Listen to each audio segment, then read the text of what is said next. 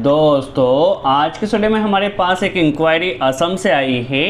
उन सर को रिक्वायरमेंट है कि उनके पास एक ड्यूल स्टार्टर है और वो चाहते हैं कि इस ड्यूल स्टार्टर को यदि वो पुश बटन से स्टार्ट करना चाहे तो पुश बटन से स्टार्ट हो जाना चाहिए, यदि वो पुश बटन से स्टॉप करना चाहे तो पुश बटन से स्टॉप हो जाना चाहिए। बट उन्हें रिक्वायरमेंट है कि वो इन स्टार्टर को पुश बटन से स्टार्ट करना चाहते हैं और उनके पास एक सेंसर लगा हुआ है। जैसे ही ये सेंसर ऑपरेट होता है उनके स्टार्टर ने स्टॉप हो जाना चाहिए। दैट मीन्स हमें स्टार्टर को इस पुश बटन से स्टार्ट करना है और इस सेंसर से स्टॉप करना है। तो किस तरह से कंप्लीट कंट्रोल वायरिंग की जाएगी, हम वायर बाय वायर भी सीखने वाले हैं, हम ड्राइंग के ज़रिए भी सीखने वाले हैं। चलिए वीडियो स्टार्ट करते हैं और सबसे पहले हम समझ लेते हैं इस तरह की कंट्रोल वायरिंग करने के लिए हमें कौन कौन से सामान की ज़रूरत होगी। तो हमने एक स्टार्टर के लिए कॉन्टेक्टर और ओवरलोड रिले लगाया है, एक stop push button NC element और start push button NO element हमने इसमें लगाया है। इसके अलावा हमारे पास यह पीएनपी टाइप का एक प्रॉक्सिमिटी सेंसर है जो कि 3 वायर सेंसर है। देखिए पीएनपी टाइप का सेंसर है, इसे आप पहले देख लीजिए। देखिए पीएनपी मॉडल का यह सेंसर है जो कि 6 वोल्ट से लेकर 36 वोल्ट तक ऑपरेट होता है। डीसी सप्लाई हमें देना होती है और डीसी सप्लाई के लिए हमने एक रिले लगाया जो कि 24 वोल्ट डीसी पर ऑपरेट होता है।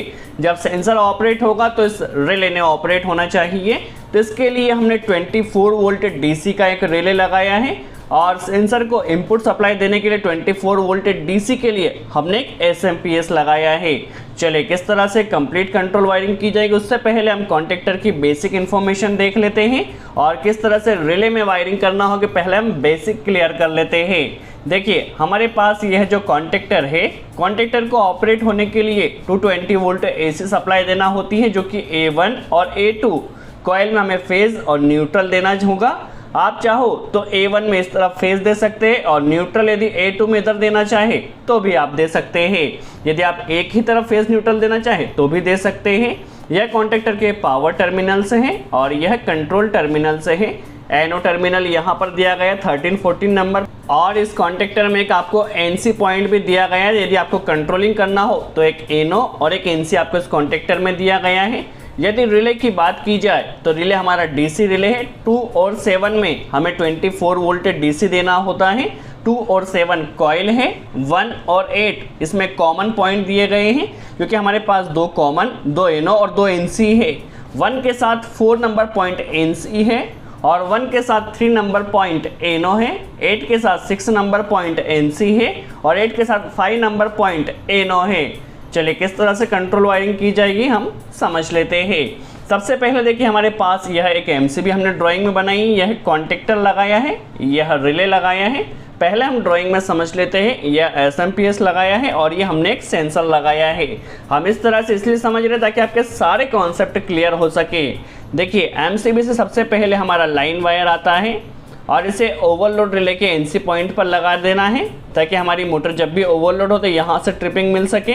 यहाँ से ये stop push button NC element में कनेक्ट होगा। एनसी का जो आउटपुट रहेगा वो एनो एलिमेंट में कनेक्ट होगा। जैसे ही पुश बटन को प्रेस किया जाएगा तो हमारा कॉन्टेक्टर ऑपरेट होगा, तो फेज उसे पुश बटन से मिल रहा है। अब कॉन्टेक्टर को ऑपरेट होने के लिए न्यूट्रल भी हमें कनेक्ट करना होगा, तो न्यूट्रल के लिए हम एमसीबी से न्यूट्रल यहाँ डायरेक्ट दे देते हैं। तो जस्ट हमारा जो स्टार्टर ऑपरेट होगा वो मैनुअली होगा। चलिए सबसे पहले हम न्यूट्रल इस कॉन्टेक्टर की कॉइल A2 में पहले डायरेक्ट कनेक्ट कर देते हैं। तो देखिए न्यूट्रल का एक कनेक्टर हमने लिया है और इसे A2 में डायरेक्ट कनेक्ट कर दिया है। जिस तरह से ड्राइंग में वायरिंग की है उसी तरह से हम कर रहे हैं। फेज वायर सबसे पहले ओवरलोड रिले के 95 नंबर पॉइंट में कनेक्ट किया है। 95 का जो आउटपुट है वो 96 से मिलेगा। यदि मोटर ओवरलोड होगी तो यहाँ से सप्लाई कट हो जाएगी। ओवरलोड का जो आउटपुट है वो stop push button NC element के इनपुट पर लगाया है। एनसी का जो आउटपुट रहेगा वो स्टार्ट पुश बटन एनो एलिमेंट में कनेक्ट होगा इनपुट पर। देखिए यहाँ से एक कनेक्टर हमें लेना है और ये जो हमारे पास स्टार्ट पुश बटन है इसमें यहाँ हमें कनेक्ट कर देना है। अब जैसे ही इस पुश बटन को प्रेस किया जाएगा तो हमारे कॉन्टेक्टर ने ऑपरेट होना चाहिए, तो जस्ट हमने इसे A1 में कनेक्ट कर देना है। तो हमारा जब पुश बटन प्रेस किया जाएगा तो जो कॉन्टेक्टर ऑपरेट होगा वह मैनुअली होगा। चलिए अब होल्डिंग हमें देना है, तो होल्डिंग के लिए क्या करना होगा, सबसे पहले कनेक्टर यहाँ पर कनेक्ट कर दिया है। एनो टर्मिनल पर कांटेक्ट करके देखिए अभी हमने होल्डिंग नहीं दिया है, जस्ट कॉइल से ही एक कनेक्टर अभी हमने एनो पर लगा दिया है। होल्डिंग किस तरह से दी जाएगी समझ लेते हैं। सबसे पहले एसएमपीएस में हम 220 वोल्ट सप्लाई कनेक्ट कर लेते हैं, क्योंकि सेंसर को हमें सप्लाई देना है। देखिए फेज और न्यूट्रल यहाँ कनेक्ट कर दिया है। एसएमपीएस यहाँ पर देखिए पॉजिटिव और नेगेटिव पे 24 वोल्ट डीसी मिलेगा। तो यहाँ से सेंसर में हमने रेड वायर में पॉजिटिव लगा दिया है, जो ब्लू वायर है उस पर नेगेटिव लगा देना है। देखिए नेगेटिव लगा दिया। अब जो ब्लैक वायर होता है सेंसर का आउटपुट होता है। जैसे ही सेंसर ऑपरेट होगा, सेंसर के सामने कोई भी मेटल आती है तो उस कंडीशन में 2 और 7 कॉइल है रिले की। तो जैसे ही सेंसर ऑपरेट होगा तो यहाँ से सप्लाई रिले की कॉइल में जाएगी 2 नंबर पॉइंट में। तो सेंसर के ऑपरेट होते ही हमारे रिले ने ऑपरेट होना चाहिए। तो जो सेंसर का आउटपुट है उसे हमने रिले के 2 नंबर पॉइंट पर लगा दिया और नेगेटिव 7 नंबर पॉइंट पर डायरेक्ट दे दिया है। चलिए पहले हम इतनी कंट्रोल वायरिंग कर लेते हैं। देखिए जस्ट हमने किया है, किस तरह अभी हमें होल्डिंग देना है समझ लेते हैं। तो यहाँ पर देखिए सबसे पहले एक कनेक्टर हम यहाँ पर इस एनो पर लगा देते हैं, जिस तरह से हमने ड्राइंग में लगाया था। चलिए एक कनेक्टर अभी हमने कॉइल A1 पर लगाया है और कॉन्टेक्टर की कॉइल A1 से ही हमें इसे एनो पर लगा देना है। चलिए कॉन्टेक्टर के एनो पर इनपुट पर लगाया है, ठीक है। अभी हमने होल्डिंग नहीं दी है। पहले हम सेंसर का कनेक्शन कर लेते हैं, फिर किस तरह से होल्डिंग दी जाएगी समझेंगे।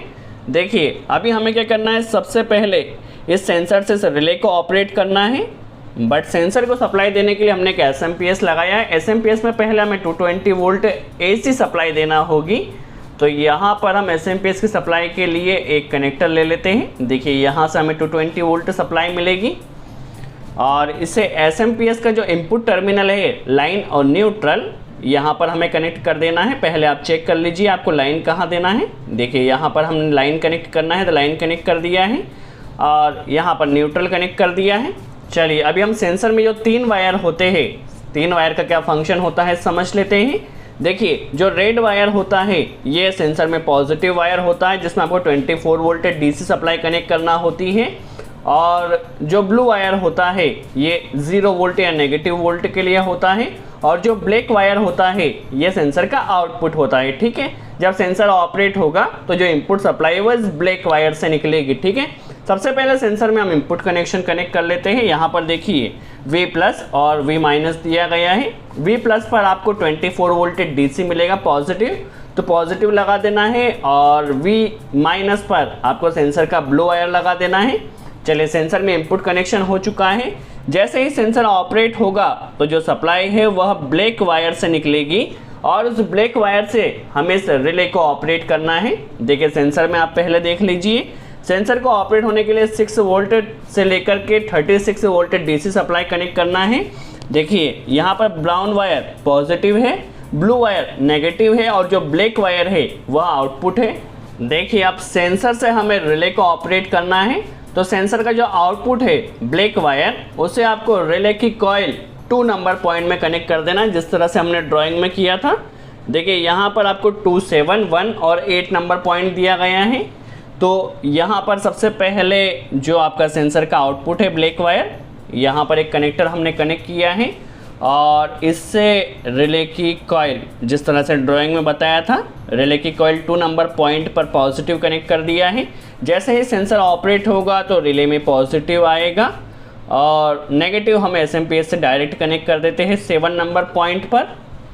देखिए अभी हमारा रिले का कनेक्शन हो चुका है। रिले ऑपरेट होगा, पुश बटन से हम स्टार्ट कर सकते हैं। जैसे ही सेंसर ऑपरेट होगा तो हमारा रिले ऑपरेट होगा, ठीक है। रिले का ऑपरेट का हमारा कंट्रोल वायरिंग हो चुकी है। अब होल्डिंग किस तरह से दी जाएगी समझ लेते हैं।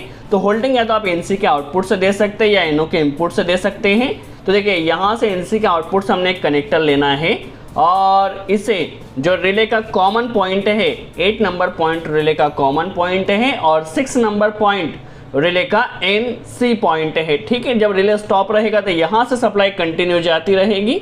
रिले के स्टॉप होने पर यहाँ से सप्लाई पास होगी और इसे कॉन्टेक्टर के एनो के आउटपुट पर आपको लगाना है। देखिए इनपुट पर हमने कॉइल से कनेक्ट लगाया है।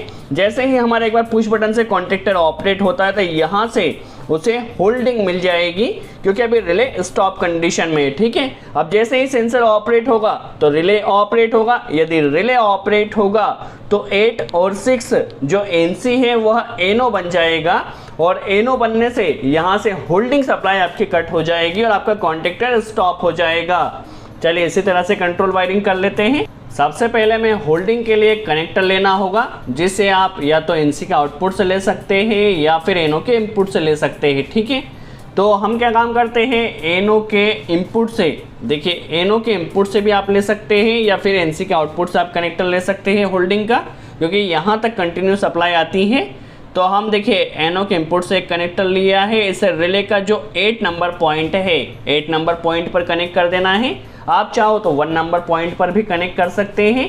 अब जब हमारा रिले स्टॉप कंडीशन में रहेगा तो 8 की सप्लाई 6 से निकलेगी, तो 6 नंबर पॉइंट पर हमने एक कनेक्टर लगा दिया है, और यहाँ से जो होल्डिंग सप्लाई है वो यहाँ हमारे कॉन्टेक्टर के NO का जो आउटपुट है, NO के आउटपुट पर लगाना है। इनपुट पर हमने क्या किया है, कॉइल से कनेक्टर लगाया, तो हमारी यहाँ कंट्रोल वायरिंग कंप्लीट होती है। किस तरह से वर्किंग होगी समझ लेते हैं। इनपुट पावर सप्लाई को ऑन किया है। यदि पुश बटन से हम स्टार्ट करना चाहें तो पुश बटन से स्टार्टर स्टार्ट हो रहा है। यदि देखिए जैसे ही सेंसर ऑपरेट होगा तो स्टार्टर स्टॉप हो चुका है, क्योंकि वहाँ पर होल्डिंग कट गई है। तो इस तरह से आप स्टार्टर को पुश बटन से स्टार्ट कर सकते हैं और इस सेंसर से स्टॉप कर सकते हैं। ये क्वेरी हमारे पास असम से एक सर के लिए आई थी, तो जिन्हें हमने इसका यह सॉल्यूशन दिया है। तो इस तरह से आप स्टार्टर को पुश बटन से स्टार्ट कर सकते हैं। यदि आप पुश बटन से स्टॉप करना चाहें तो पुश बटन से भी स्टॉप कर सकते हैं। यदि आप सेंसर से स्टॉप करना चाहें तो सेंसर से भी स्टॉप कर सकते हैं। सो आई होप आपको कॉन्सेप्ट क्लियर हुआ हो किस तरह से स्टार्टर को पुश बटन से स्टार्ट और सेंसर से स्टॉप किया जाता है। यदि वीडियो अच्छा लगा हो तो लाइक का बटन ज़रूर प्रेस करें। कोई डाउट हो तो कमेंट्स में ज़रूर पूछें। सो आज के लिए इतना ही। Thanks friends.